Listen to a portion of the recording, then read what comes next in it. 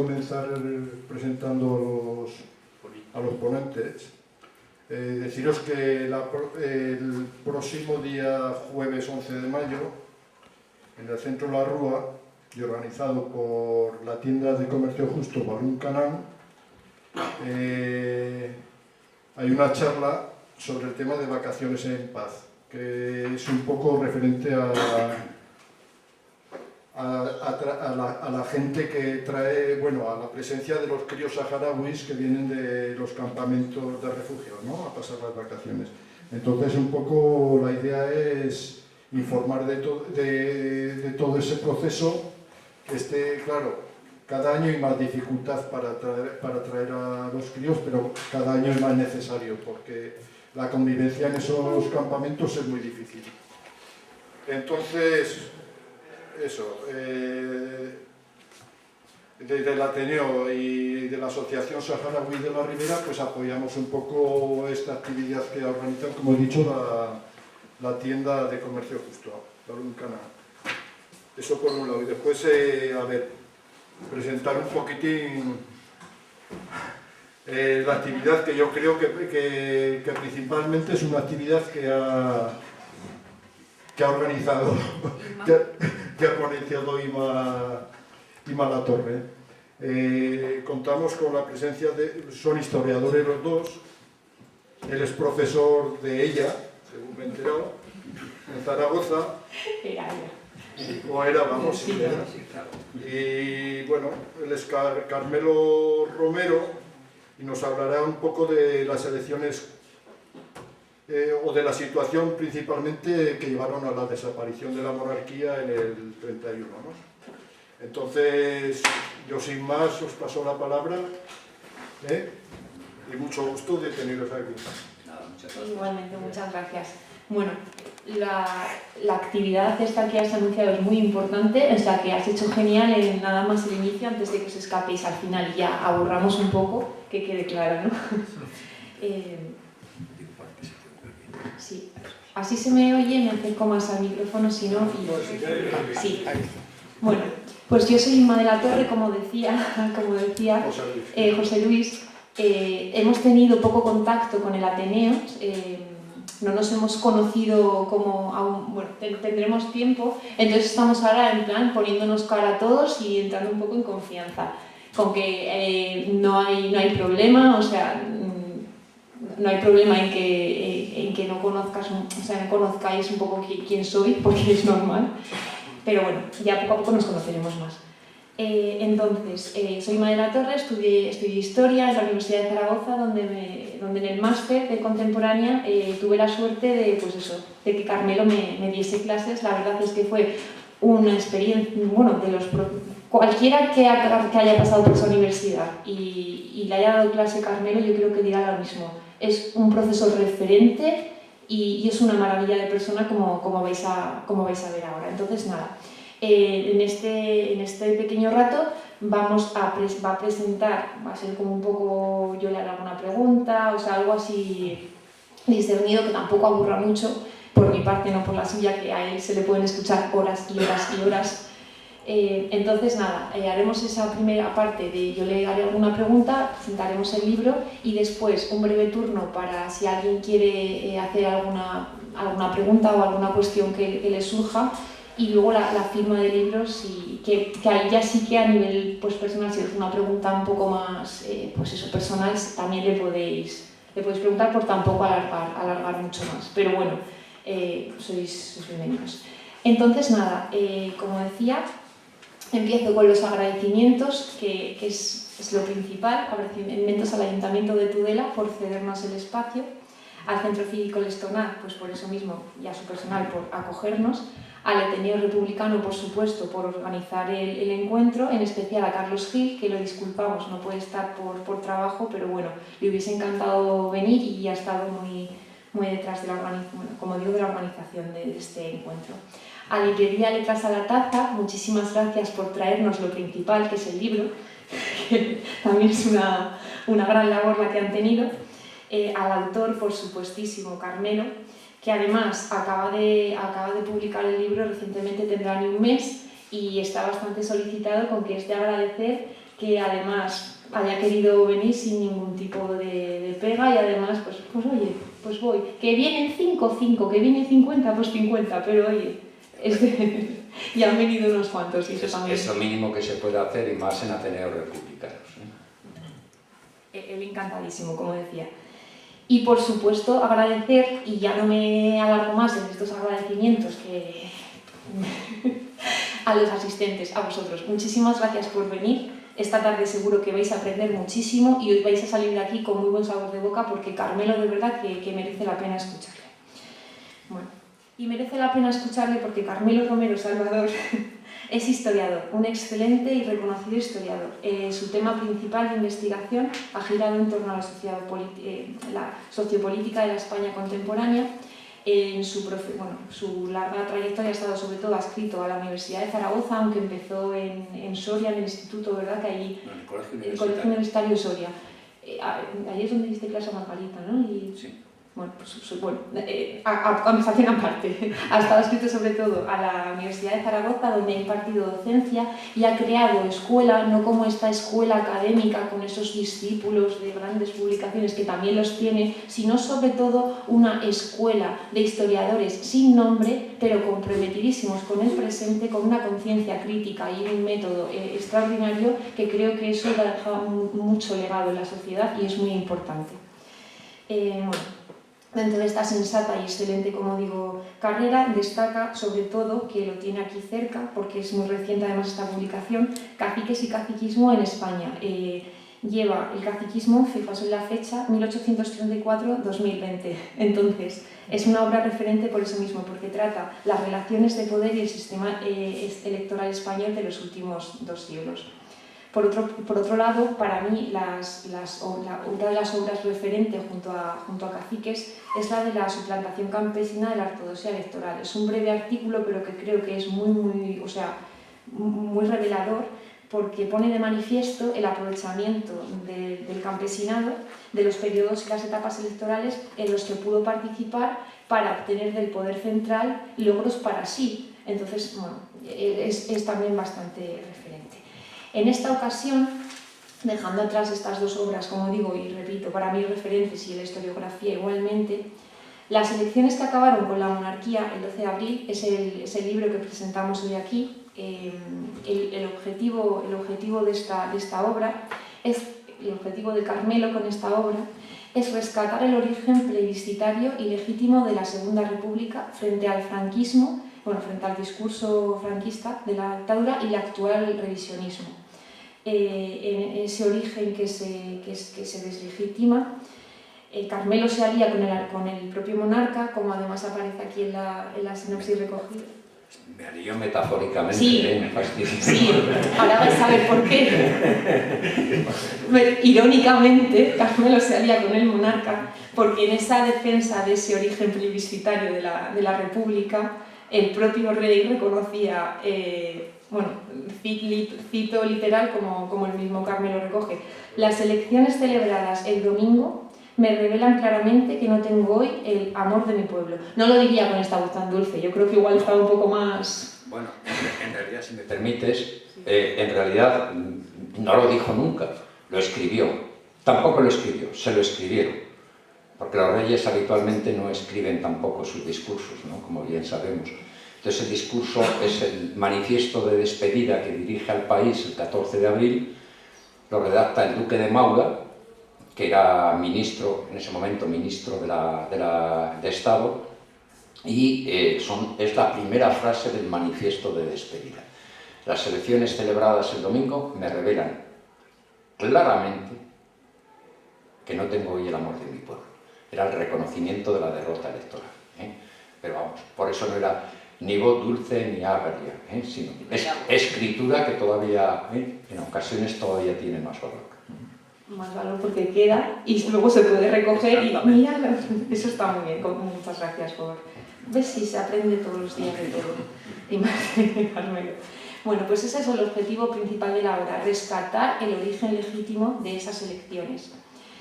La obra, el libro, ha sido publicado en Catarata a principios de abril, como digo, con motivo del aniversario de la Segunda República, ha tenido muy buena acogida bueno, lleva un mes y entre el 3-9 de abril, a pocos días de salir, ya encabezó la lista. Sabes que esta noticia me impactó y luego me la explicaste y dices, bueno, pero aún así impacta.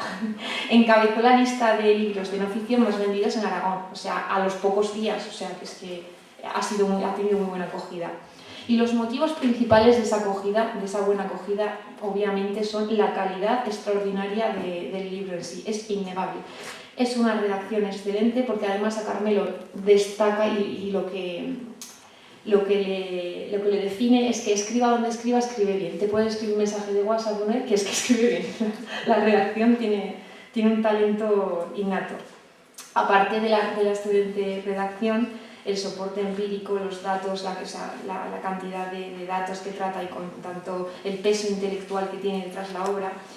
Sobre todo además también lo divertido que resulta de leer para el lector-lectora, porque aunque sea un libro de historia, es como una novela que necesitas llegar al final y saber qué pasa en esas elecciones, y, o sea, es muy divertido, tiene toques de humor, hay a veces, o sea, aparte de los datos reveladores, en algún momento se nota la personalidad de Carmelo aquí, cuando alguna pregunta hace y dices, joder, Carmelo.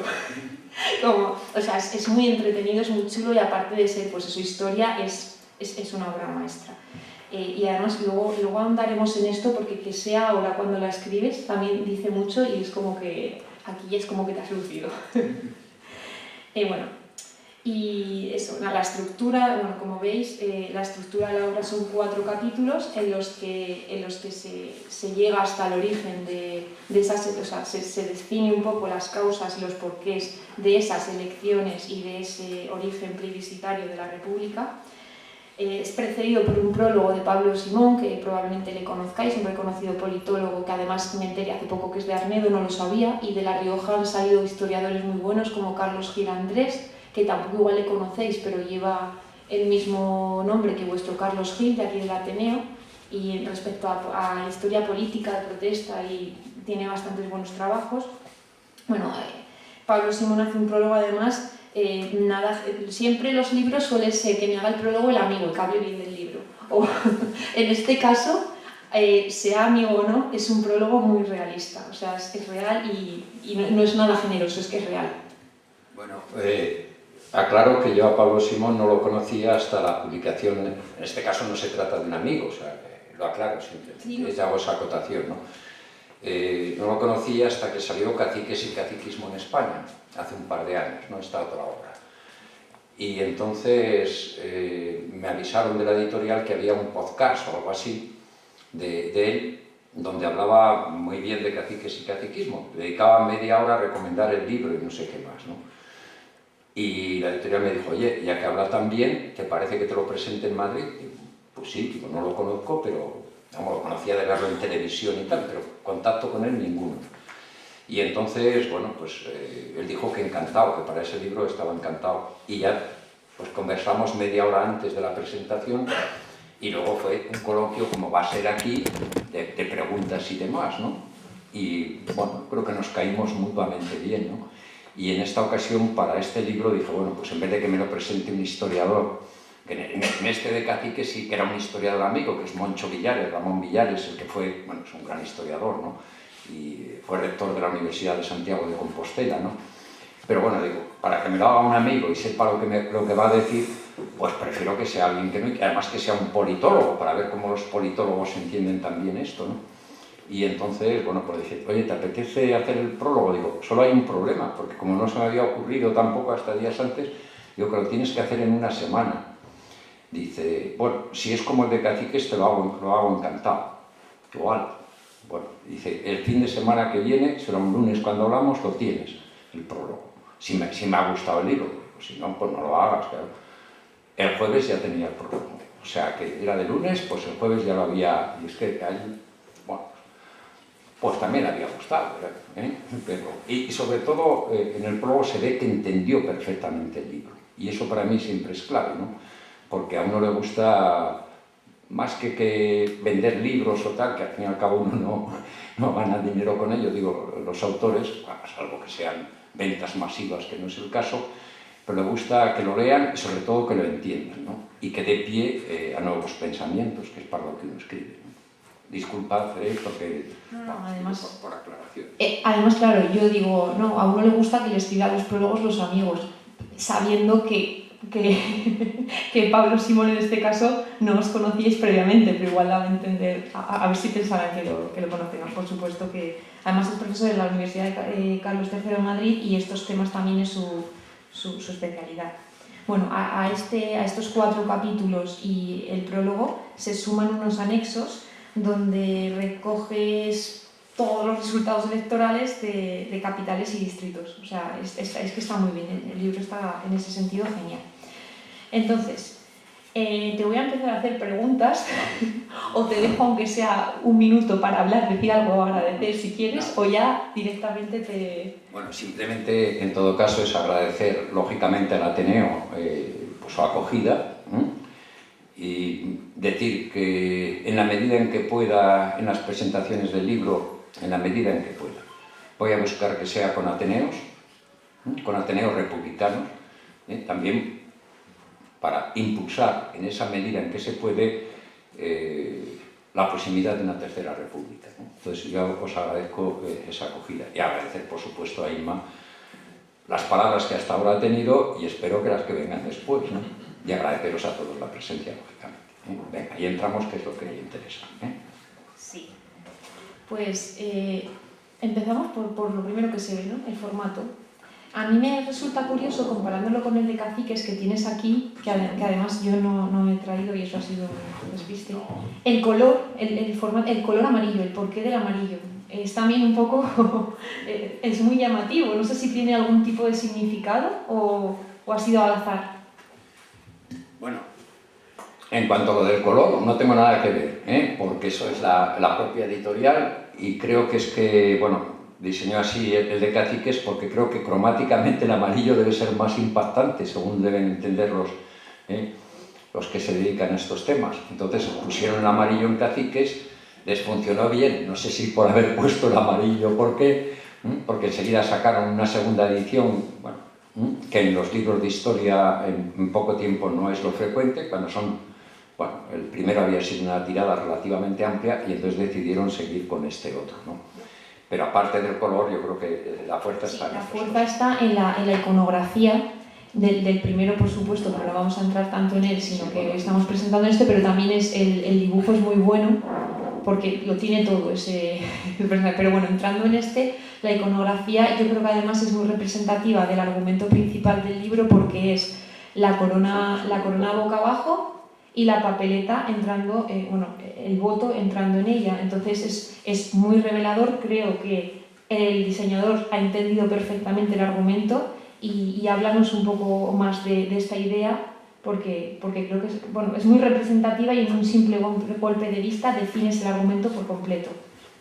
Sí, bueno, a mí siempre me gustan mucho las portadas simbólicas, ¿no? O sea, así como los títulos, pues es definir, ¿no? Es decir, son las elecciones que acabaron con la monarquía, incluso se aclara que son las del 12 de abril del 31.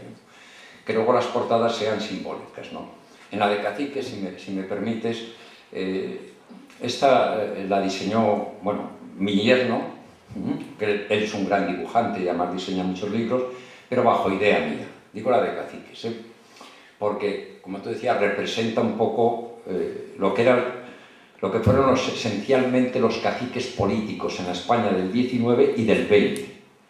Es decir, aquí es una especie de retrato robot o de figurín, como pudiera ver en cualquier tienda, que incluye las togas de los abogados, porque hubo infinidad de diputados abogados. Hablo del catequismo político y de la representación parlamentaria de diputados y senadores.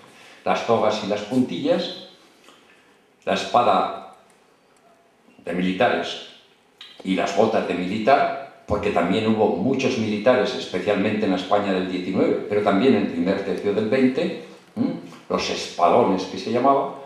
Luego está la pluma, porque hubo muchos escritores diputados, muchos escritores en muchas ocasiones al servicio de los poderosos, totalmente, la mayor parte de ellos. Algunos eran de los escritores republicanos y ellos no estaban al servicio de los poderosos, pero otros, propio Azorín, Lo llevaban de un sitio a otro para hacerlo diputado. Bueno, no voy a extenderme lo de caciques. Y lo mismo con un periódico en la otra mano, porque la prensa y los grandes medios de comunicación, los dueños y los que en ellos trabajaron, tuvieron muchos diputados y senadores. Y luego está el toisón de oro, representando con la cadena, representando a la nobleza. La mayor parte de ellos, buena parte, eran nobles y además muchos también vinculados a la propia monarquía. Y eso sería, digamos, globalmente la representación de los caciques políticos. ¿Qué es lo que faltaría aquí de los grandes poderes? Aparte de la banca, que se da, por supuesto, y el dinero, pero casi todos estos eran adinerados. Por lo que falta la Iglesia. Cierto es que no podían votar. El clero no pudo votar. La Segunda República les concedió el derecho al voto, por cierto. Pero hasta entonces no podían votar. Y ni tampoco podían ser elegidos. Por eso no había diputados, insisto, hasta la Segunda República que fueran miembros del clero. Sí senadores del alto clero. Pero una cosa es que no pudieran votar y no pudieran ser elegidos, y otra cosa es que no tuviera poder la Iglesia. Como bueno, a lo largo del libro se describe. Y por eso está la tiara ese o el casquete morado, que es el de los obispos. Con lo cual era una representación simbólica de todo ese personificado en el cacique. En este caso, que es el que nos ocupa, no es diseño mío, ni idea mía, sino que es del diseñador de allí. Hizo 3 o 4 portadas, y la verdad es que las otras no gustaban nada. Y creo que con esta acertaba plenamente. Es la representación de la corona real boca abajo, como veis. Al quedar boca abajo es el símbolo de la derrota, y al mismo tiempo sirve como una urna en la que va entrando la papeleta, que es la que la lleva a la derrota. Ese es el símbolo. Si algo le falta, a mi juicio, hay una cosa que le falta. Le dije, hombre, mirad si la cambiáis. Pero yo creo que debía encarecer más el producto y por eso no lo ha cambiado. Es el morado. Y, a mi juicio, esta cruz que hay aquí roja, que sería un poco la del voto, aunque entonces no se votaba así haciendo cruces, sino poniendo los nombres. Pero esta cruz que aquí está roja, yo le hubiera puesto un morado. Pero claro, ya debían ser más tintas y deberían encarecer el producto. Pero digo, algo le falta, el morado. Pero no pude sacar el morado adelante. ¿Qué le vamos a hacer? Para la próxima. En el contenido y en el título se saca bastante con que no te sientas... No, ese pequeño detalle que es como... Sí, pero hay que cuidar. Ya que está tan bien, pues... Bueno. El origen del libro... ¿A qué se debe que el libro se publique a fecha de abril de 2023? No como aniversario de la República, sino 2023, contexto actual. Porque me imagino que estas conclusiones a las que llegas aquí en este libro no son nuevas, y más habiéndote dedicado a historia electoral toda tu vida, por así decirlo. ¿A qué se debe? ¿A qué responde? ¿A qué sea ahora? Bueno, mira, yo empecé... Da eso de decir yo, da cierto apuro, pero bueno, comencé mi vida intelectual de investigación precisamente con el tema de la República y con el tema de las elecciones en la época republicana. Mi tesis de licenciatura y luego ampliada mi tesis doctoral es sobre las elecciones en la provincia de Soria entre 1931 y 1936, elecciones y partidos políticos. Y la tesina es del año 73, 1973, que uno ya tiene evidentemente mucha edad. Digo lo de la fecha porque el año 1973 no era habitual en España investigar sobre Segunda República. Aquí hay algún historiador que veo que está haciendo memoria, es cierto, es así. Las investigaciones sobre Segunda República eran más de hispanistas, tanto ingleses como franceses, y de españoles que estaban en el exilio, como Tuñón de Lara, por ejemplo. Pero en España eso de investigar la Segunda República, no, el año 1973 no lo era. Yo hice, ya digo, la tesina precisamente por esa inquietud intelectual de ver la propia República, pero para la provincia de Soria, ¿no? Y después ya, bueno, luego la tesis, y después ya me fui más hacia el siglo XIX en vez de ir hacia adelante, digo, en cuanto a investigaciones, ¿no? ¿Por qué ahora, en el 73, retomo eso? No para Soria, este libro es sobre el conjunto nacional, ¿no? Y exclusivamente por aclarar el porqué de las elecciones. No, aquí esta no es ninguna, para para que nadie se llame a engaño, aquí no se pasa del 14 de abril. No hay un después ni el análisis, sino es ver los orígenes y los porqués. ¿Y por qué hacerlo ahora? Pues mira, porque a mí, por decirlo con una terminología suave, ¿no?, me fastidiaba muy mucho, me seguía fastidiando que tanto en la enseñanza en general, de los colegios, de los institutos, pero también en la universitaria, tanto en la enseñanza, digo, como además en conversaciones de bares, en las familias, etcétera, pero también en la enseñanza, se siguiera cuestionando el origen legítimo de la Segunda República. Es decir, los sectores, voy a llamarles así, conservadores, pero también del presente, pues seguían diciendo que eran unas elecciones que, bueno, eran municipales, que no tenían, por lo tanto, un contenido claramente político y mucho menos plebiscitario, y que además las habían ganado los monárquicos. Esto creo que lo habéis oído muy repetidamente, tanto en la enseñanza como, ya digo, en conversaciones de bares y de tertulias o familiares, o sea, que lleguen otros, enseguida dicen, no, si es que además la República, si fueron unas elecciones que eran municipales y las ganaron los monárquicos. Y entonces, a mí esto me generaba casi diría urticaria, ¿no? Porque el único régimen en España y en el mundo que se ha proclamado después de unas elecciones, es decir, que haya habido un cambio de régimen de una monarquía a una república o de cualquier otro tipo de cambio de régimen, con unas elecciones, el único es el de la Segunda República Española. Y que con todos los cambios de régimen que ha habido en España mediante pronunciamientos y asonadas militares, partiendo desde 1808, con todos los cambios de régimen que ha habido con los sectores militares, al único régimen que se pone en cuestión su legitimidad es el de la Segunda República.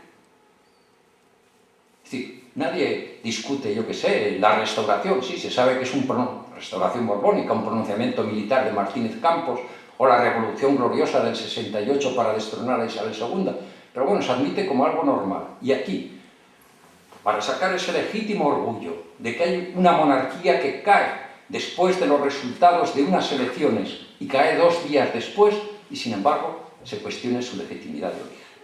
Y esto no es neutral, ni obedece simplemente a que se haya difundido esa idea, ¿no? Eso tenía una función esencial que se crea, y es lógico además, se crean durante la Guerra Civil.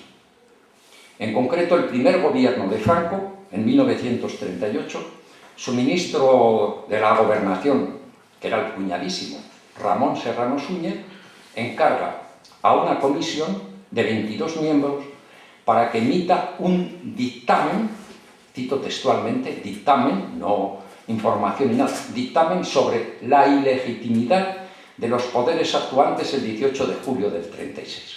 Es decir, los poderes actuantes el 18 de julio tienen que dictaminarme que son ilegítimos. ¿Para qué? Porque si estás ilegitimando lo existente, estás legitimando lo que se subleva frente a él. Si algo es ilegítimo, estás legitimando la sublevación contra él.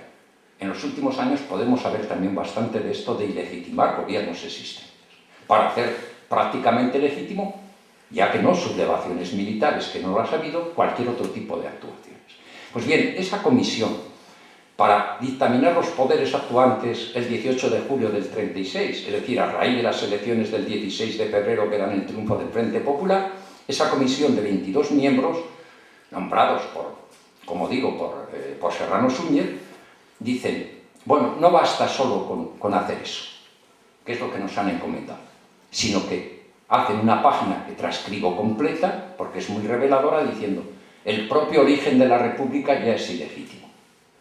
Y entonces hacen eso, que las elecciones no eran plenamente políticas, que desde luego no eran plebiscitarias y que además las habían ganado los monárquicos 22.000 concejales a 5.000.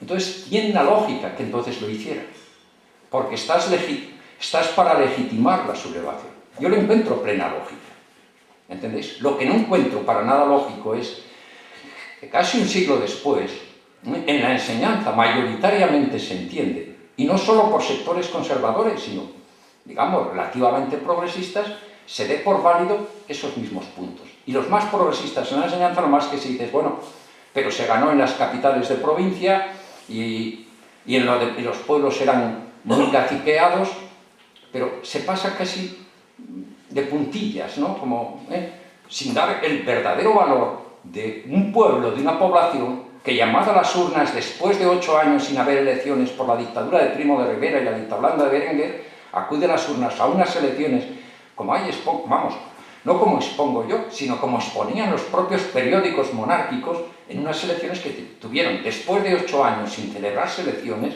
tuvieron pleno carácter político, no dado por los republicanos o la conjunción republicano-socialista, sino por los propios monárquicos, pleno carácter político y pleno carácter plebiscitario. Y que, por supuesto, para que el rey diga el día 13 o el día 14 que las elecciones celebradas el domingo me revelan claramente que no tengo hoy el amor de mi pueblo, está claro que los resultados, cuando el propio rey lo dice, cuando el propio rey y todo su gobierno lo dice, los resultados tuvieron que ser lo que fueron, plenamente contundentes. Esa era la finalidad de escribir el libro. Porque, y bueno, ya podemos, que si no me ensancho demasiado, escucharles como... Pero lo que quería decir es, sí, que no hay que olvidar, o por lo menos yo siempre he tenido muy presente, ¿no? Algo que me parece fundamental, y es que, mirad, la primera de en la lucha por el presente y por el futuro, que es la que a todos, o a mí en parte, a mí, lógicamente, y creo que a todos nos interesa, la lucha por el presente y la lucha por el futuro, pero en la lucha por el presente y en la lucha por el futuro, la primera de las batallas siempre se decide según escribimos y según pensamos el pasado. Y eso que nadie lo olvide. No lo olvidaron aquellos del año 38 que decía que encargan precisamente para el pasado demostrar la ilegitimidad ya desde el 31. Porque ya digo, la primera batalla siempre, de este presente que vivimos y del futuro es según vayamos interpretando y escribiendo el pasado. Y si un pasado lo escribimos con esos orígenes de una república poco menos que ilegítimos, como digo, el único régimen que ha salido como producto de unas elecciones, entonces mal vamos para poder enfocar ese presente y ese futuro de forma diferente. Bueno, disculpa si a veces me extiendo en esto. No, has venido a ello y además lo agradecemos porque lo haces genial y es un gusto escucharte. Bueno, es que además lo que decías es que el rey no se iba a ir por gusto.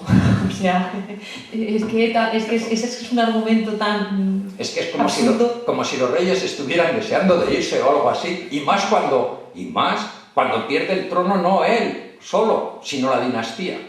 Un rey se puede ir cuando ya se ve muy forzado a irse, pero abdica, porque queda el patrimonio del conjunto familiar. Pero irse así, encima habiendo ganado, por eso aquí yo lo que busco también es muchas veces argumentos no solo para los enseñantes, sino para cuando nos toca a veces discutir por ahí, o sea, que cualquiera sale el tema de la República y te dicen de esos orígenes, yo digo, bueno, que aquí haya argumentos, pero no dados por mí. Es que, si me permites, ¿sabéis cuáles son mis principales fuentes, las que más pongo aquí? Las monárquicas. Porque yo me miré para los resultados, etcétera, de las capitales de provincia, bueno, y para opiniones, etcétera, me he mirado cerca de un centenar de periódicos en el conjunto español. No será solo mirar el ABC y los 4 periódicos madrileños, sino de todas las provincias de España. De Navarra, si no recuerdo mal, 3. El Pensamiento Navarro, La Voz de Navarra y el Diario de Navarra, que existían entonces. Digo por citar el caso de Navarra. Pero hay un centenar de periódicos. Y citas de periódicos republicanos no creo que haya ni 3 en todo el libro. Ni 3. En cambio, citas de periódicos monárquicos puede haber 30 o 40.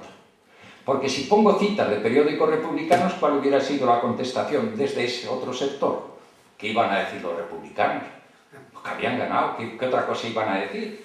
No. Es que los que lo dicen son los monárquicos, al día siguiente.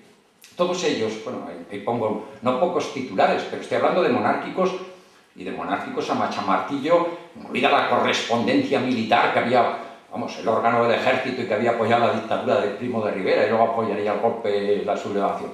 No, es que dicen rotunda victoria republicana. Y eso es lo que verdaderamente, todavía para cualquier lector, no ya para republicanos convencidos, sino para cualquiera que quiera comprender la historia, creo que todavía alcanza mucho más valor. Es que lo están diciendo ellos. Decíamos lo del rey. El presidente del gobierno de aquel momento, que es el almirante Juan Bautista Aznar, la mañana del 13 de abril, las elecciones son el domingo, se cierran los colegios a las 4 de la tarde, entonces se cerraban a las 4 de la tarde, ¿no? Y entonces va a un consejo de ministros al día siguiente, el 13 de abril, lunes 13 de abril. El consejo de ministros convocado de urgencia, porque no estaba convocado el consejo, a la vista de los resultados que se han producido, o sea que les pilló absolutamente de sorpresa. Y los periodistas, claro, le esperan. Ahora va el presidente del gobierno y le preguntan, ¿habrá crisis? Crisis no de la monarquía, le pregunta, ¿habrá crisis gubernamental? Es decir, el gobierno ante los resultados que ha habido va a dimitir. Le preguntan, ¿habrá crisis? Pregunta normal. Y el presidente del gobierno, el almirante Aznar, contesta, ¿crisis? ¿Qué más crisis quieren ustedes que la de un país que se ha acostado monárquico y se ha levantado republicano? Y eso es el presidente del gobierno.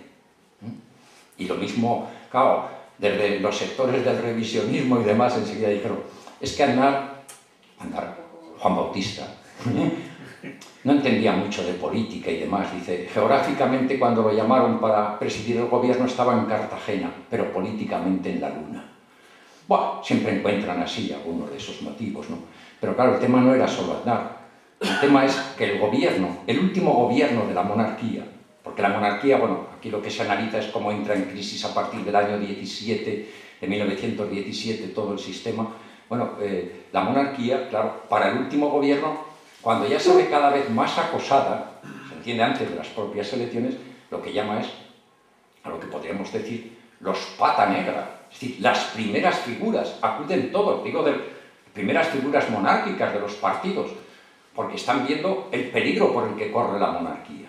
Y es un gobierno de concentración de conservadores y liberales, fijaos, en el que hay, aparte de Aznar como presidente, hay 4 expresidentes de gobierno como ministros. Jamás en la historia de España un gobierno ha tenido a 4 expresidentes de ministros.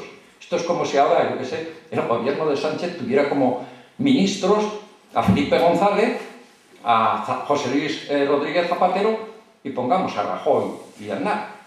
Y bueno, aquí, ¿qué es lo que sucede? O sea, que lo que han llamado es a las primeras figuras. Y ministerios, no recuerdo cuánto, pero hay una... Lo que suman los ministros del último gobierno es una treintena de ministerios, 50 o 60 actas de diputados, que son el pedigrí, y desde luego políticamente entendían muy mucho de las propias situaciones, ¿no? Bueno, y aún así cayeron, o sea... Claro, no, es que lo vieron tan rotundo. Mira, hombre, cuento lo de... Además lo cuentan mismos, y lo cuentan ellos, ¿no? No esperan, con esas elecciones no esperan para nada. Ojo, no ya los monárquicos, tampoco la conjunción republicano-socialista. Por cierto, hay bastantes guiños, sin hacer nunca ninguna mención al presente, cualquier lector que sea mínimamente inteligente entenderá que hay varias. Entre otras, valorar, cosa que no se había hecho nunca, valorar muy mucho, yo lo valoro, la alianza que se establece entre los distintos partidos republicanos, que a veces estaban muy enconados entre sí, pero la alianza que se establece con los socialistas, que también estaban no poco enconados entre sí, las almas distintas de Prieto y de Largo Caballero, con un único fin: acabar con la monarquía y proclamar la república. Y a mí esa unión entre sectores distintos del republicanismo y del socialismo, con esa finalidad, me parece que es absolutamente elogiable. Y a veces para imitarla en el presente. Pues bien, ahí, por lo menos para que se aprendan de esas lecciones anteriores, ¿no? Bueno, pues esa alianza es la que lleva, y como digo, para ellos es una sorpresa completa, tanto para monárquicos como para republicanos, la rotundidad del éxito. O sea, nadie estaba pensando que fuera tan categórico, hasta tal punto fueron categóricos. Y decía, mirad, Romanones, el conde de Romanones, que si algo sabía de política, que llevaba ahí años y años, cuando ve los resultados de Guadalajara, Guadalajara era su feudo, Él ponía allí, quitaba diputados, alcaldes, lo que quisiera, pero no 4 días antes. Llevaba ya desde su padre, desde finales del 19, poniendo y quitando. Y le llegan los resultados de Guadalajara, que los debió conocer prácticamente de inmediato. En Guadalajara, 14 concejales republicanos socialistas, 6 monárquicos. Es decir, los republicanos socialistas han ganado en todos los distritos. Bueno, debo aclarar que además las elecciones no es que, por ejemplo, Tudela, voy a poner el caso de Tudela no es que toda Tudela eligiera sus concejales. Quiero decir, si unos ahora viviréis en unos barrios, otros en otros, pues eran concejales por distritos. Es decir, Tudela tenía 3 distritos. Pues el distrito, no sé cómo se llamaban, pero el distrito centro, el otro sería el de ultrazona periférica y otro. Y entonces, en cada distrito se elegían los concejales pertenecientes a ese distrito y luego se formaba todo el ayuntamiento.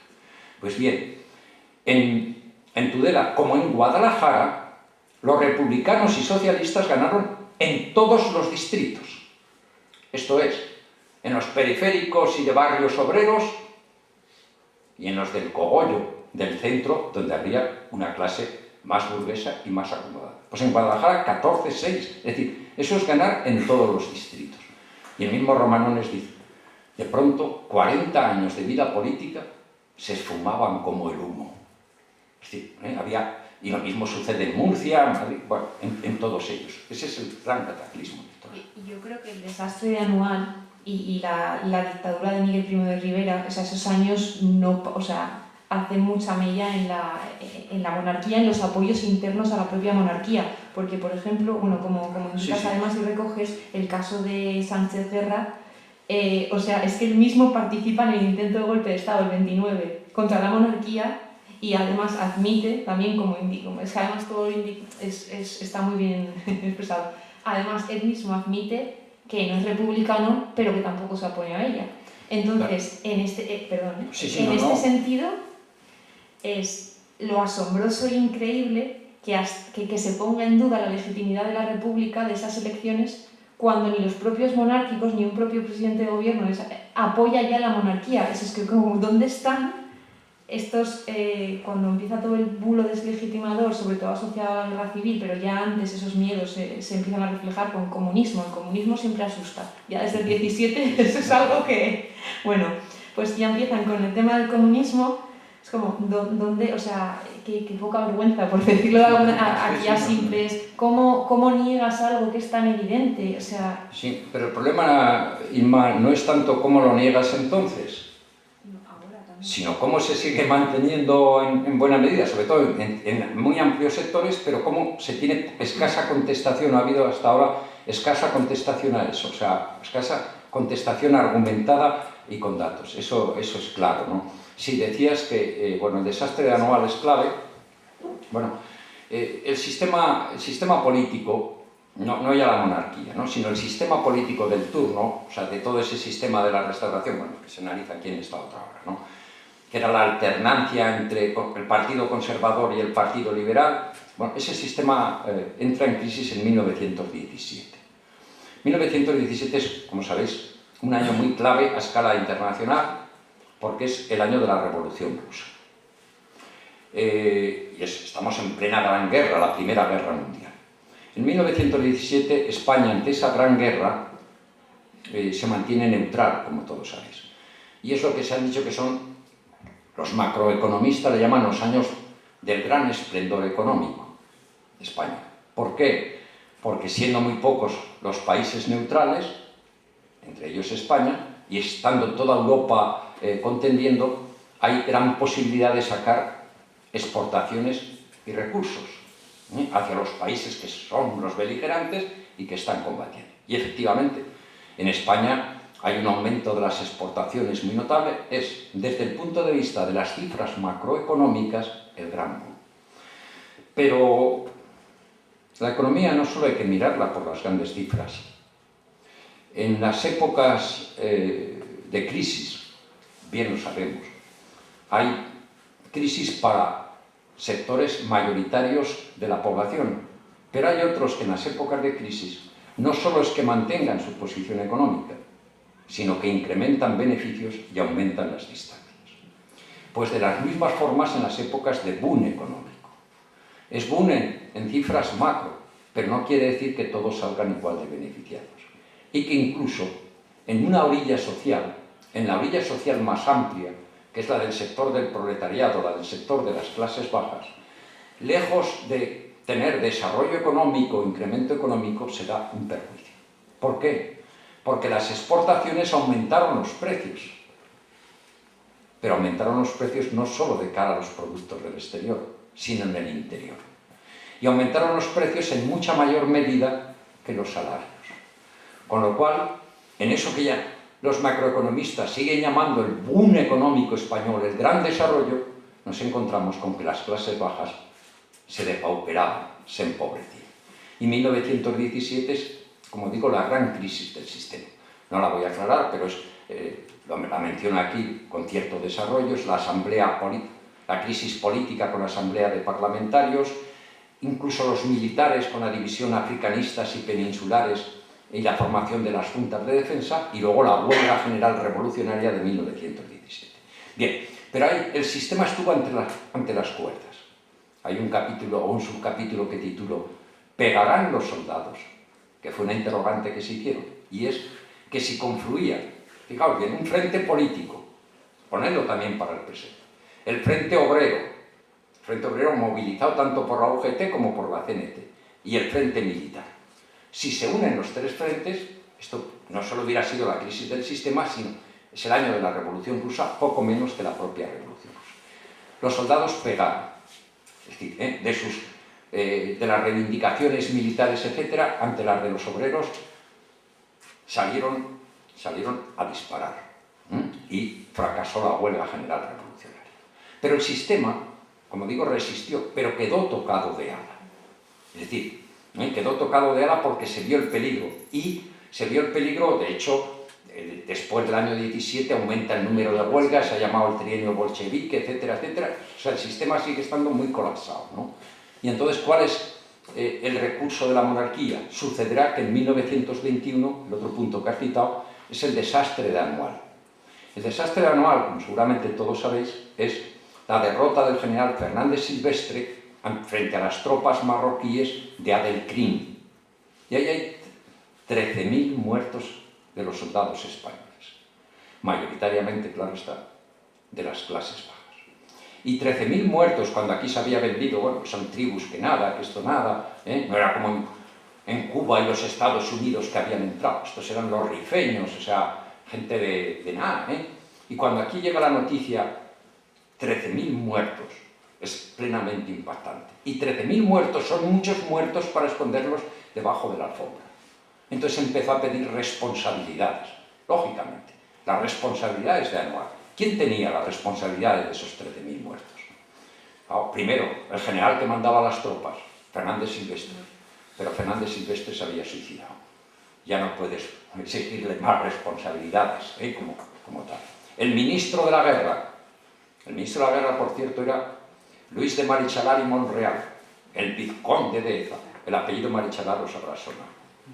El abuelo del que fue consorte, del padre de Froilán. Pero el vizconde de Eza, soriano por cierto, también se llamó Andana. Yo no sabía nada. Y además, bueno, ahí pongo también algunas de sus declaraciones, porque 4 días antes de Anual, lo pongo en una nota, porque era muy...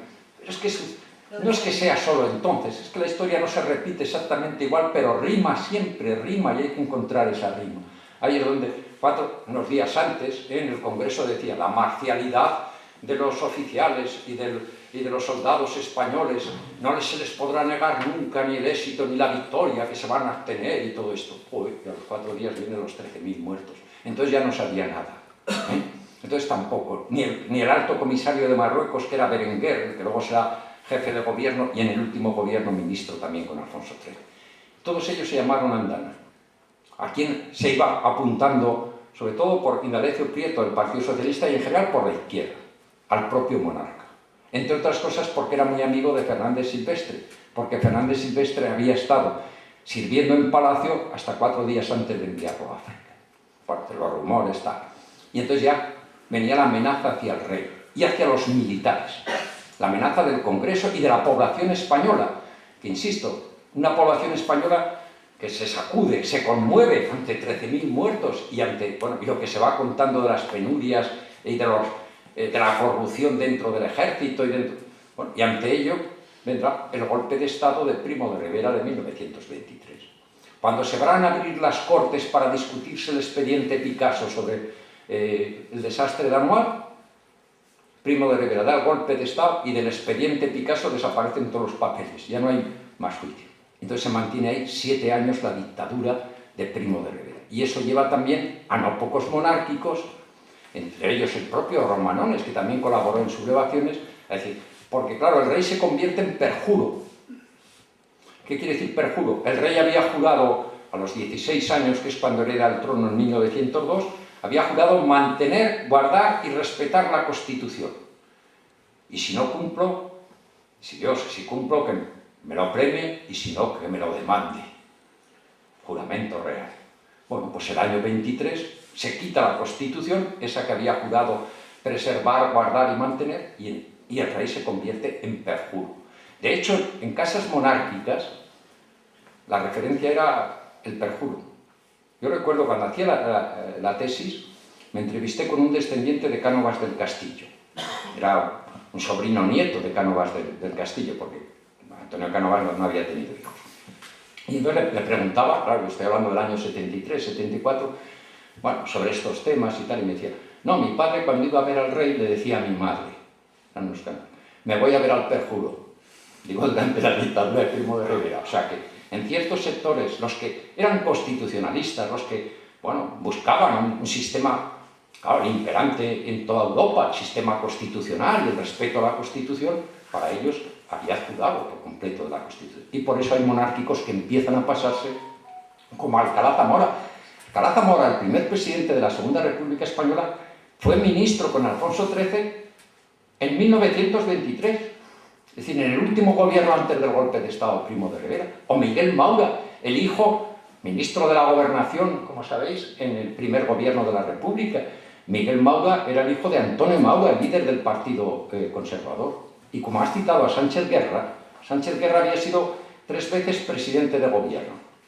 Era líder del Partido Conservador. Se rebeló no contra la monarquía, contra la dictadura de Primo de Rivera. Y fracasó en la sanjuanada. Va. El año 31, cuando ya empieza la dicta blanda de Berenguer y tal, él da una conferencia en Madrid, una conferencia en el teatro, no recuerdo, bueno, lo cito, ¿y cuál es el teatro? Por cierto, pagándose la reventa para poder oírlo. O sea, había que pagar entrada, aquí habría que cobrar entrada y que hubiera reventa. Imaginaos, o sea, como la conmoción y la ebullición política existente, pagar reventas para oír a un orador de cómo se iba a manifestar. Y en ese mitin él viene a decir, bueno, dice prácticamente, yo ya soy muy mayor para hacerme republicano, pero recordando unos versos, una frase, unos versos del Duque de Rivas que se atribuía a un San Francisco de Borja, ¿no? Cuando San Francisco de Borja acompaña el féretro antes de ser santo y antes de ser fraile, Él era un noble y tal, y entonces Carlos V le manda que acompañe el cadáver de la viuda de Carlos V, de la emperatriz Isabel, que debía ser muy hermosa en su época, y trasladan el cadáver desde Toledo hasta Granada. Y entonces cuando llega a Granada, él es el que ha mandado la comitiva, la escolta y todo ello, claro, pues hay que reconocer si es el cadáver. Entonces él descubre, y se conoce que había estado platónicamente enamorado de ella, y claro, cuando ve aquello, es su frase, nunca más serviré a señores que se los comen los gusanos. Y entonces ya se retira del mundo y entonces pasa a servir al Señor que nunca se lo comerán los gusanos, o sea Dios. Bueno, pues aquí Sánchez Guerra dice la misma frase. No puedo ser republicano, ya tiene más de 70 años, 77 o 78, pero nunca más serviré a señores que se los comen los gusanos, como tal. Lo que es está claro que es que al rey tampoco, es que ya no se le podía tapar más tampoco. Apoya una dictadura de 10 años cuando era algo temporal y alarga las cosas, tapa el informe Picasso, responsable. Eso es que, ¿cómo era el de la Primera República de Vienen solas? La frase esta sí, de... esa es de Emilio Castelar. Es que los orígenes... Estamos hablando, claro, de la segunda, que es de lo que se trata. Pero el origen de la Primera República es que en España, ya digo, o sea, bueno, ahí repito cómo son los orígenes de los distintos regímenes, siempre la vía de las armas. Quien sea republicano, que saque siempre el orgullo de decir que ninguna de las repúblicas llegó por la vía de las armas, ni por la vía de la violencia. La Primera República la proclamaron unas cortes con mayoría monárquica. Imaginaos ahora, bueno, que hubiera mayoría, bueno, da igual. Iba a decir, que hubiera mayoría del PP, ahora da igual. Quiero decir, del PP y del PSOE, mientras sea el PSOE de republicanos que fueron juancarlistas y luego serán republicanos felipistas, ¿no? Pero imaginaos unas cortes, eso, de mayoría monárquica, claro, como eran las del año 72. Y proclaman la República, que es el momento de la renuncia de Amadeo de Saboya, que ya no puede, él mismo dice que no puede estar en el trono, y se va. Y las cortes monárquicas declaran la República.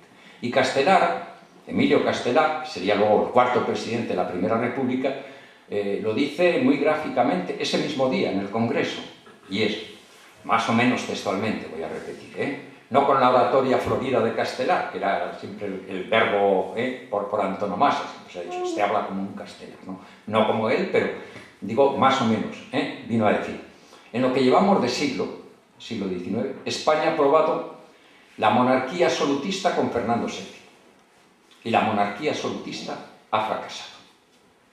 Probamos después la monarquía liberal y parlamentaria no democrática con Isabel II. Y la monarquía liberal y parlamentaria ha fracasado. Y hemos probado también la monarquía democrática con Amadeo de Saboya. Y la monarquía democrática ha fracasado. Solo nos queda la República. Es decir, si ha fracasado todas las formas de monarquía, la absolutista, la liberal parlamentaria y la democrática, solo nos queda la República. La República llegaba como una necesidad ante los fracasos monárquicos. Esa República, por cierto, con pocos republicanos, eso fue uno de sus grandes déficits, porque llega por los reiterados fracasos monárquicos. Aún así, un golpe militar sería la que acabó con ella, como recordaréis, con el general Pavía entrando a caballo en el Congreso. Esa frase es que lo pueden hacer peor los monarcas, pero bueno, siempre vienen solas a ver qué sucede. Sí, vamos igual a enfocar esto un poco por no alargarnos mucho más, simplemente pues eso, la excepcionalidad, la historia de España no es excepcional frente a la europea, es decir, ese mito de la historia de España distinta no es así, pero en este caso la excepcionalidad, como además indicas, sí que es cierta porque el régimen, la república, viene de unas elecciones plebiscitarias y eso sí que es lo excepcional en este caso. Bueno, también hablábamos un poco pues eso, de las causas que llevaron a ello, que es pues, el fracaso de la monarquía en sus ciertas decisiones en una sociedad que está además ahora con muchísimos cambios después de la Gran Guerra, el 17, pues ya es una sociedad distinta, ya no es la que era antes tampoco. Y bueno, en esta época antes de las elecciones también surgen muchos miedos y esperanzas. Vemos que además se solapan en los discursos de la prensa y una pregunta para ir también un poco terminando y lo voy enlazando para que quede más claro el objetivo de esta obra es a qué se tenía miedo, a qué y a quién se tenía miedo, a qué y a quién se tenía esperanza entonces, antes de las elecciones, justo antes, y en la actualidad, porque parece que los discursos de miedo son los que han triunfado. Entonces eso, un poco por enfocarlo y te haré alguna cosa más y ya damos paso a preguntas. Creo que esto es importante, el ver cómo triunfan según qué discursos. Sí, bueno, lo procuraré hacer sintético, para que haya más cosas. Bueno, en la propaganda, realmente, quiero decir, en la propaganda de cara a las elecciones del 12 de abril, los sectores monárquicos lo que manejan esencialmente es el miedo. Es decir, ahí está, los periódicos, basta verlo, es el miedo, y es el miedo sobre todo al comunismo. O sea, ya no es el año 36 cuando se habla de comunismo y el fantasma de Rusia y los comunistas, etc. En las elecciones del 31 la derecha lo que maneja es el miedo.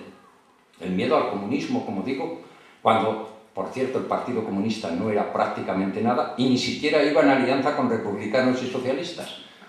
Llevaba 4 candidaturas escasas en toda España, de hecho sacaron una docena de concejales, e iban no con republicanos y socialistas aliados, pero allí se presentaba republicanos y socialistas como el comunismo, la barbarie, o sea, es constantemente repetida. Y hay el clero, el primado de España, el obispo de Vitoria, Mateo Mújica, bueno, ahí pongo algunos fragmentos, pero es el miedo.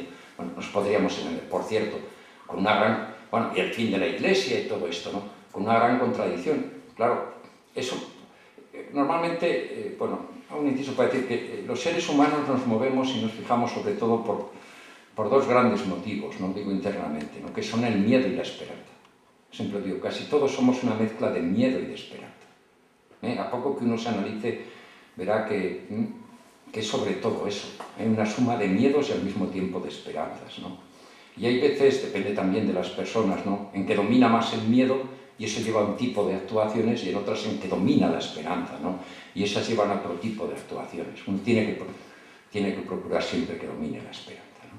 Bueno, pues aquí ellos, como digo, prácticamente solo manejan el miedo. Y el miedo normalmente en los tiempos presentes es más efectivo que la esperanza, pero en aquellos momentos esos miedos lo fueron menos, entre otras cosas porque era una contradicción.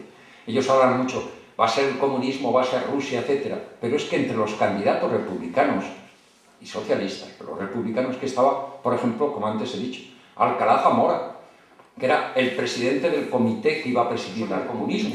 O sea, bueno, siempre hay gente que se convence de lo que quiere, pero para buena parte de la población no era factible. Entonces ellos manejan sobre todo el miedo, pero no siempre que se maneja el miedo se gana, en otras ocasiones sí, ¿no? La República era la esperanza, constantemente, aunque hago poca referencia a la propaganda republicana, etcétera, pero sí las suficientes para decir, bueno, cómo representa la esperanza del fin de ese mundo caciquil, ultraconservador, de unas formas de propiedad y de toda esa forma represiva, etcétera, etcétera, y de la monarquía. Ahora, hubo un tiempo, me preguntabas por el presente y solo concluyo, hubo un tiempo en que nos dominó la esperanza. Y no estoy hablando de épocas del 77, pues así, digo recién. En el 15M dominó la esperanza, por lo menos para ciertos sectores, o para amplios sectores en las calles, ¿no? Y yo recuerdo en las acampadas, en el estar, cuando me llamaban a que fuera a hablar, yo creo que era el momento, siempre lo defendí entonces, ¿no?, de que la izquierda hubiera planteado la necesidad de un proceso constituyente. Y es necesario, lo defendía entonces. Pero defendía entonces, decía, incluso los sectores conservadores lo tienen que querer. Por una razón, porque si recordáis, para ese 15M, digo, y para esos años, el sistema estaba en plena crisis. Y estaba en crisis la respetabilidad, pero para los propios monárquicos de la monarquía. De hecho, el rey no tardó en dimitir. ¿Quién creía en la justicia? Acordaos de esos tiempos del 15M. Ni se creía tampoco, no quiere decir que ahora se crea, pero ni se creía en los partidos políticos ni en el sistema. Y cuando una sociedad no cree en sus instituciones, es una sociedad peligrosa para sí misma, eminentemente peligrosa. Por eso incluso los sectores conservadores había que apostar por volverte a replantear como sociedad, por volver. Bueno, no se siguieron aquellos caminos y ahora no es precisamente el dominio de la esperanza, salvo en ciertos sectores, a los que se nos puede llamar utópicos, pero vuelve a ser dominios de miedos, pero siempre desde la izquierda habrá que seguir tejiendo esperanzas. Pero bueno. Por eso, y ya para finalizar y damos paso, como veis, es que lo bueno es escucharlo, pues tampoco me quiero meter mucho. Pues que Inma me quiere demasiado, sí, sí, lo habéis visto, ¿no? Ignacio, mira, a ver qué hacemos, que me quiere demasiado intelectualmente. Y como persona también.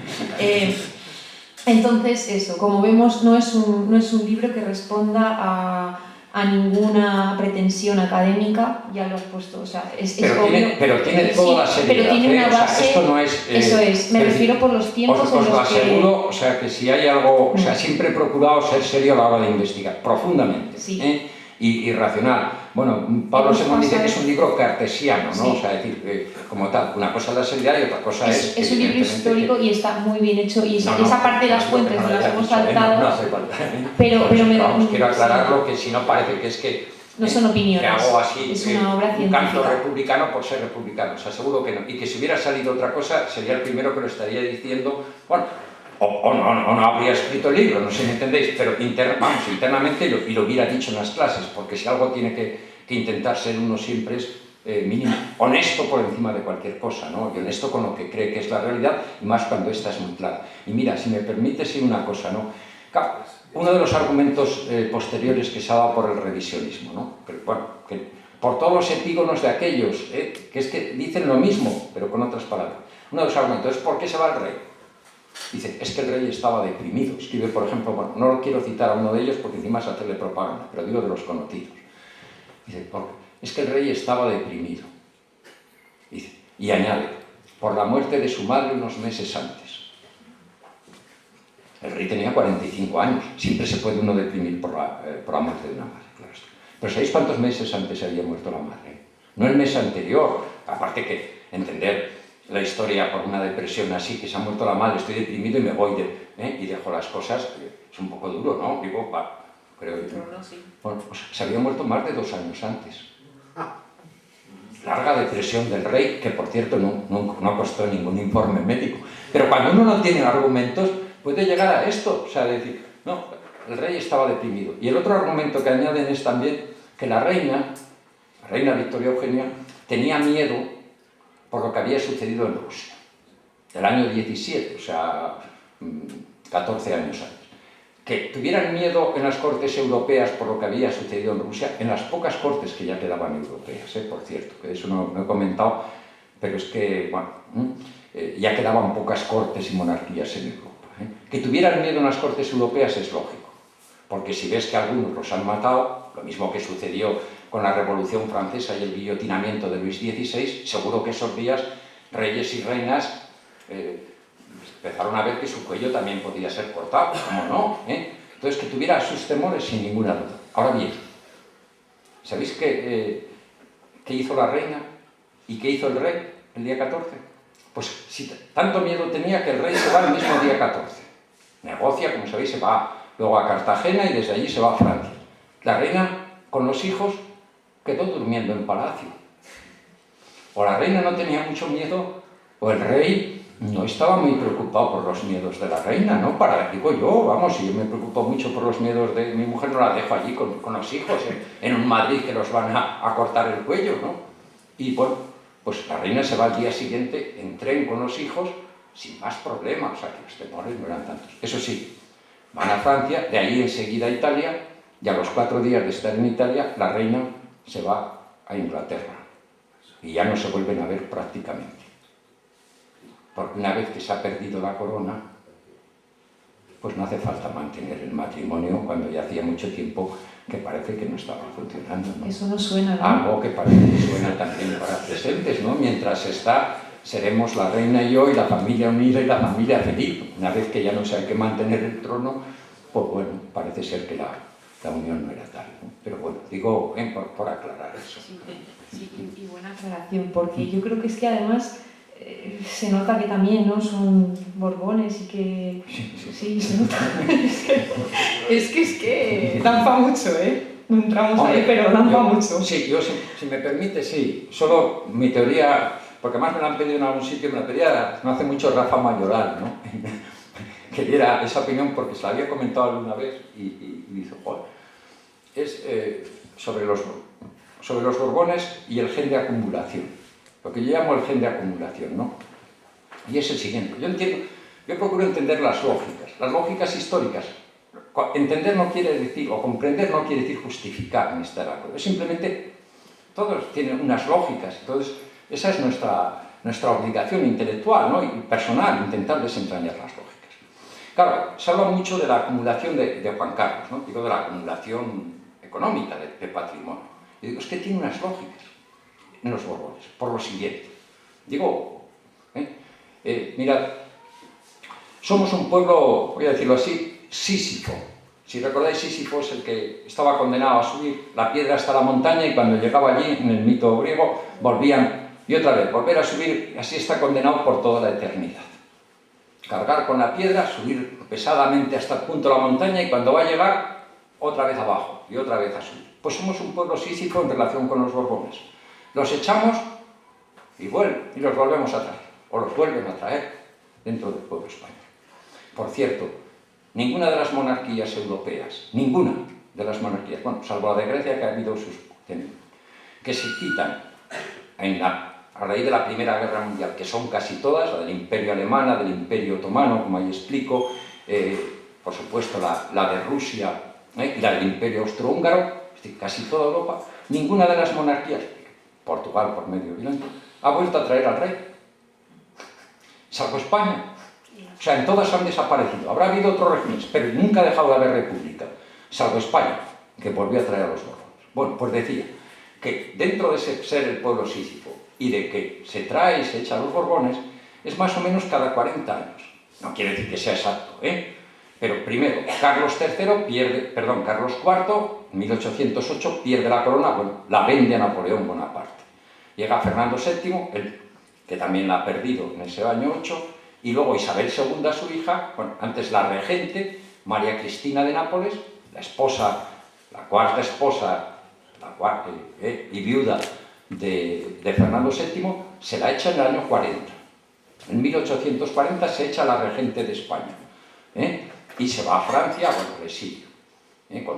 Se queda su hija Isabel, con 10 años, y la regencia de España. Pero se le ha echado el año 40. El 68 se echa Isabel II, o sea, 48 años después, y se tiene que ir al exilio. En el 31, a Alfonso XIII, como estamos viendo. ¿Y qué sucede? Que el exilio, digo, en lo que aquí estoy intentando razonar del gen de acumulación, el exilio es caro, porque no es que se vaya el rey y la reina, es que hay que mantener a toda la parentela. Y la parentela es amplia, y no tienen gastos, si me perdonáis, aunque estén, no sé cómo estarán ahora las alcachofas de Tudela, y los cogollos de lechuga, pero quiero decir, los gastos son bastante caros, de fortunas, bribones, yates, etc. Y claro, según el tiempo que dure, mantener con todos esos gastos a la parentela, hay que acumular antes. Hay que ir acumulando patrimonio. Y entonces, solo se puede acumular patrimonio cuando se está reinando, porque cuando no se reina, y yo no conozco así muchos que trabajen, ¿no?, de las parentelas, entonces hay que acumular patrimonio, y eso se aprende, porque cada uno de nosotros, si nos fijamos, somos hijos de las experiencias que acumulamos. Es así, cada uno que se mira a sí mismo, y en buena medida es hijo de esas experiencias que acumulamos, las suyas y las que ha visto en el entorno familiar. Pues si eso es así, y lo es, en el entorno familiar de la monarquía es todavía mucho más, porque ellos todavía reproducen mucho más, por lógica, los comentarios de la familia, de lo que ha sido, de cómo ha sido. Y lo que ha sido la familia es eso, que cada 40 años nos echan, y estamos a 2 velas. Y entonces, yo no sé si se genera sangre azul, pero lo que sí se genera es gen de acumulación, porque tiene su lógica. Al fin y al cabo, cuando duró más el exilio, que es después de Alfonso XIII y luego toda la dictadura franquista, el que se llama Don Juan, el padre de Juan Carlos, estuvieron literalmente tiesos, pero tiesos económicamente, y viviendo de lo que le enviaban algunos monárquicos, digo, para mantener, porque los niveles de vida hay que ver cuáles son. Y cuando uno tiene un nivel de vida, normalmente lo que procura es mantenerlo, no rebajarlo. Y entonces ellos aprendieron que se está así. Entonces, no lo digo como disculpa, cada uno que lo tome como quiera, digo las actitudes de Juan Carlos, sino que tiene una lógica explicativa y que la seguirá teniendo mientras sigamos siendo un pueblo sísifo. Bueno, pero es verdad que para que puedan volver, primero hay que volver a echarlos.